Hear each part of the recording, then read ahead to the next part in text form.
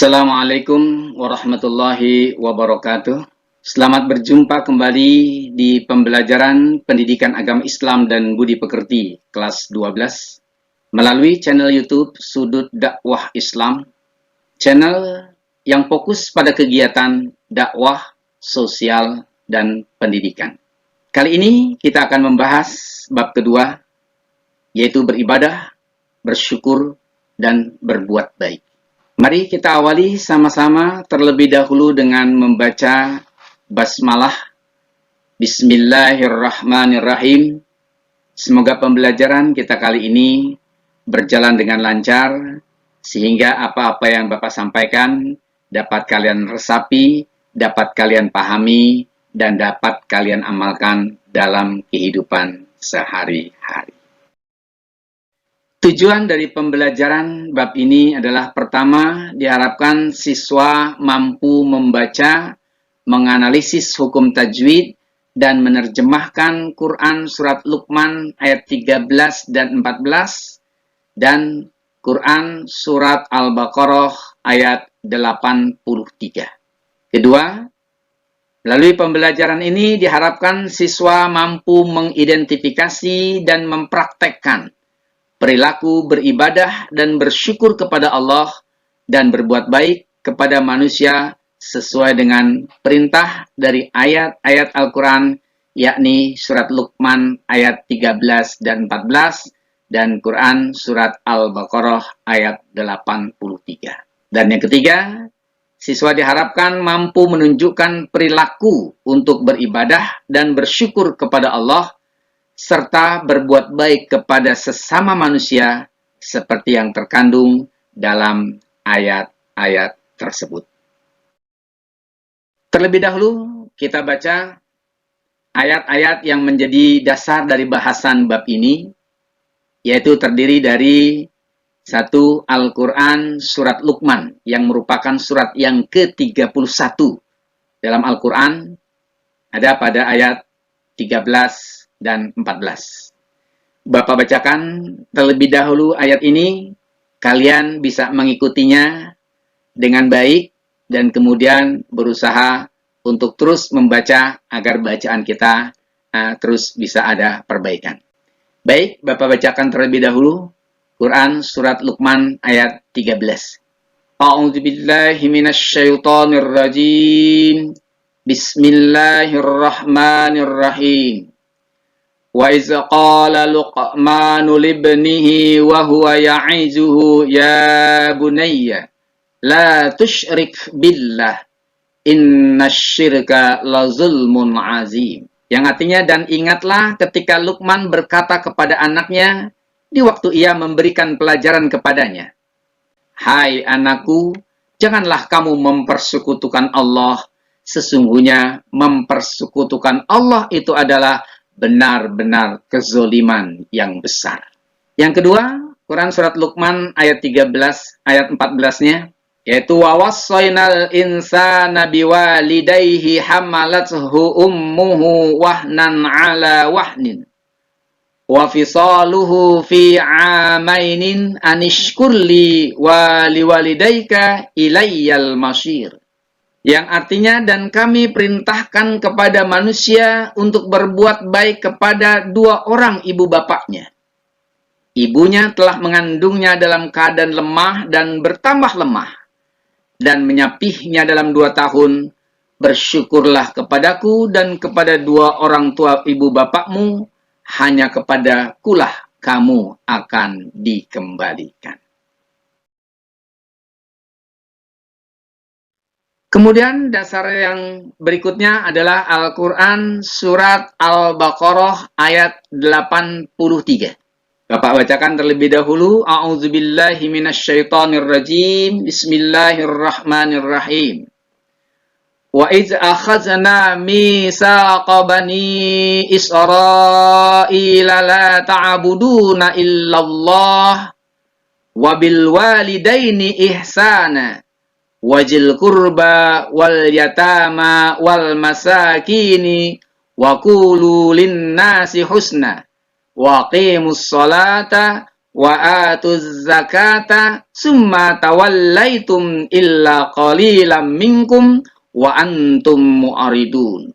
Yang artinya, dan ingatlah ketika kami mengambil janji dari Bani Israel, yaitu janganlah kamu menyembah selain Allah dan berbuat baiklah kamu kepada ibu bapakmu, kaum kerabat, anak-anak yatim, dan orang-orang miskin, serta ucapkanlah kata-kata yang baik kepada manusia. Dirikanlah sholat dan tunaikanlah zakat. Niscaya kamu tidak memenuhi janji itu, kecuali sebahagian kecil daripada kamu, dan kamu selalu berpaling. Intisari dari ayat yang sudah kita bacakan tadi, pertama intisari yang kita dapatkan dari Al-Quran surat Luqman ayat 13 dan 14, di dalamnya berisi penjelasan. Yang pertama, bahwa ayat tersebut berisi penjelasan tentang kewajiban seorang ayah untuk berwasiat, memberikan nasihat dan pelajaran kepada anak-anaknya, seperti yang dicontohkan oleh Luqman dalam ayat tersebut. Kedua, ayat tersebut menjelaskan isi wasiat Luqman agar anaknya menyembah Allah tanpa menyekutukannya dengan sesuatu apapun. Atau dengan kata lain, Luqman menasihatkan kepada anaknya agar dia tidak berbuat syirik. Dan yang ketiga, ayat ini berisikan penjelasan bahwa tindakan syirik itu adalah merupakan bentuk kezoliman yang besar, bentuk perbuatan dosa yang besar. Dan keempat, nasihat Luqman kepada anak-anaknya itu agar selalu berbuat baik kepada kedua orang tuanya. Dan yang kelima, ayat ini berisi penjelasan betapa seorang ibu yang telah mengandungnya dalam keadaan lemah dan bertambah lemah dan menyapihnya selama 2 tahun. Jadi seorang ibu yang mengandung selama 9 bulan 10 hari, di mana seseorang yang berada dalam kandungan yang terus bertambah besar, perut ibunya, maka akan terlihat betapa beban seseorang atau seorang ibu yang sedang mengandung semakin hari semakin berat. Semakin bertambah bulan semakin besar perut, maka semakin berat pula beban yang diemban oleh seorang ibu yang sedang dalam keadaan mengandung. Kemudian yang keenam, ayat ini juga berisi perintah Allah kepada manusia untuk selalu bersyukur. Bersyukur kepada Allah dan juga bersyukur kepada kedua orang tuanya. Dan yang ketujuh, ayat ini berisikan perintah bahwa manusia kelak akan dikembalikan kepada Allah Subhanahu wa Ta'ala. Adapun intisari dari Al-Quran surat Al-Baqarah ayat 83, ayat ini berisi penjelasan yang pertama, bahwa melalui ayat ini Allah melarang hamba-hambanya untuk mempersekutukan Allah, tidak berbuat syirik. Yang kemudian kedua, melalui ayat ini Allah Subhanahu wa Ta'ala memerintahkan manusia untuk berbuat baik kepada kedua orang tuanya, kepada kerabat-kerabatnya, kepada anak-anak yatim dan orang-orang miskin. Dan yang ketiga, melalui ayat ini Allah perintahkan kepada manusia untuk selalu bertutur kata dengan tutur kata yang baik. Jadi ada 3 hal lewat ayat ini Allah perintahkan kepada manusia. Pertama, Allah melarang hambanya mempersekutukan Allah atau berbuat syirik. Kedua, perintah Allah kepada manusia untuk selalu berbuat baik kepada kedua orang tua, kerabat, anak yatim, dan orang miskin. Yang ketiga, perintah Allah kepada manusia agar manusia selalu berkata dengan perkataan yang baik. Cara bersyukur ada 3 cara. 1, bersyukur dengan hati. Bersyukur dengan hati dilakukan dengan cara mengakui dan menyadari sepenuhnya bahwa segala nikmat yang diperoleh itu berasal dari Allah Subhanahu wa Ta'ala. Di dalam hati ini yakin bahwa segala sesuatu kenikmatan yang diberikan kepada kita, segala sesuatu kenikmatan yang kita rasakan dalam diri kita, dalam hidup kita, itu berasal dari Allah Subhanahu wa Ta'ala. Kedua, bersyukur dengan lisan, yaitu dilakukan dengan cara mengungkapkan secara lisan rasa syukur itu dengan mengucapkan kalimat tahmid. Alhamdulillahirabbil alamin. Yang artinya segala puji bagi Allah, Tuhan seru sekalian alam. Dan yang ketiga, cara bersyukur adalah dengan perbuatan. Dengan cara melakukan semua perbuatan yang baik dan diridhoi oleh Allah Subhanahu wa Ta'ala sebagai perwujudan dari rasa syukur tersebut.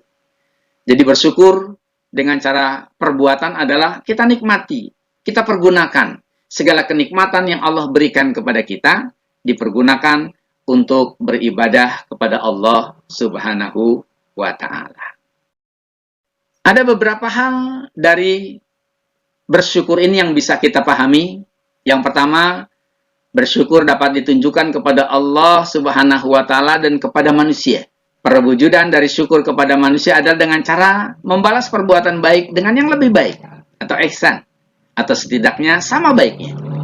Jadi sebagai rasa syukur kita kepada manusia atas perbuatan baik yang diberikan kepada kita, maka rasa syukur itu kita wujudkan dalam bentuk kita juga berbuat baik kepadanya. Kalau bisa lebih baik dari apa perbuatan baik yang telah orang lain perbuat kepada kita.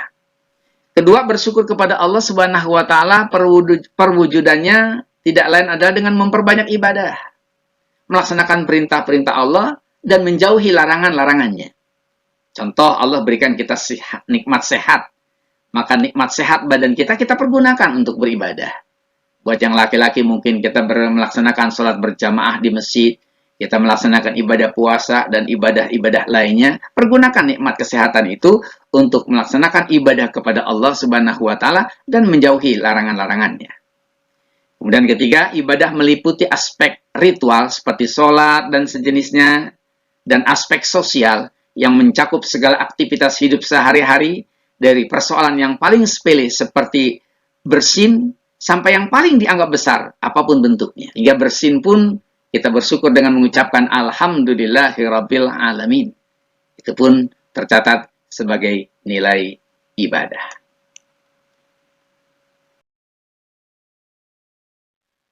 Pengamalan dari ibadah, bersyukur, dan berbuat baik. Jadi dengan kita mengamalkan rasa syukur atau berbuat baik, akan melahirkan pribadi-pribadi yang satu bersikap qanaah.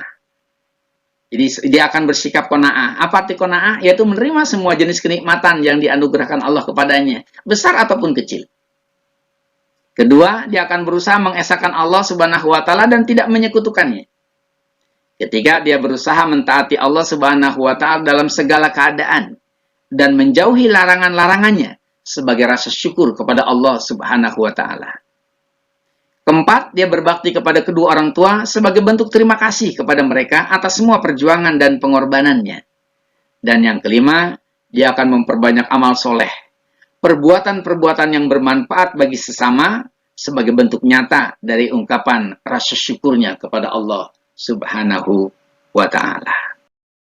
Adapun hikmah dan manfaat dari beribadah dan bersyukur kepada Allah serta berbuat baik, satu, dia akan mendapatkan keberkahan dari setiap rezeki yang diterimanya.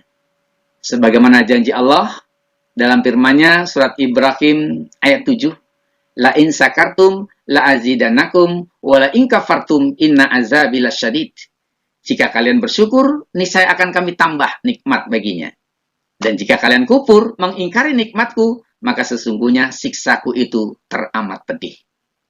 Hikmah yang kedua, dia akan menemukan ketenangan batin dan kedamaian hati dalam menjalani semua aktivitas sehari-hari. Karena kerelaannya dalam menyikapi pemberian Allah Subhanahu wa Ta'ala. Dia nggak pernah resah, dia nggak pernah bersedih, dia nggak pernah merasa terbebani dalam hidupnya. Karena dia selalu bersyukur. Sekecil apapun kenikmatan yang Allah berikan kepadanya, karena ketika dia bersyukur, di balik itu ada nilai keberkahan. Sedikit karena dia bersyukur akan menjadi cukup, karena ada nilai keberkahan di dalamnya. Dan yang ketiga, orang yang selalu beribadah dan bersyukur serta berbuat baik, dia akan terhindar dari siksa api neraka. Karena menjadi hamba yang selalu bersyukur atas karunia Allah Subhanahu wa Ta'ala.